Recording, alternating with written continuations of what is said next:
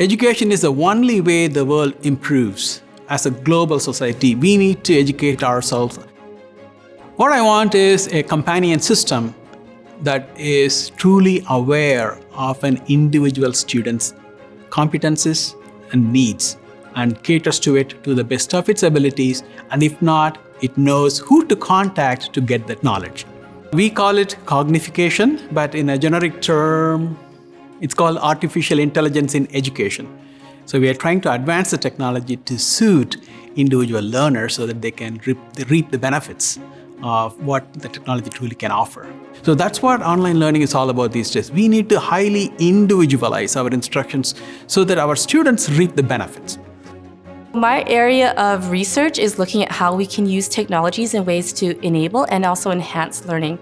So trying to find different ways that we can make learning more interesting, more exciting, and also more adaptive to the different needs that we have. With the different innovations that are coming out now, we can really harness the powers of technologies to improve the way that we learn. With technologies, we can provide access to a greater reach of people across the world. Essentially, by doing so, we are increasing literacy levels and education levels, and that actually promotes equity in education because we're thinking about ways that we can provide more education for all, and that's a human right as well when we think about education. Well, I'm interested in learning, and I'm interested in technology, and I'm interested in the intersection between the two. My favorite phrase that I've used ever since I started becoming an academic is we shape our dwellings, and afterwards our dwellings shape our lives. It is very much about those recursive loops. It's enormously complex stuff. We're working together. It's an orchestration. Technology is a part of us. We are part of them.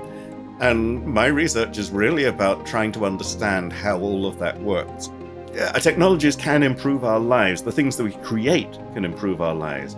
But the ways in which we use them are really what's the important stuff. It's how we make use of these things, how we orchestrate them with everything else.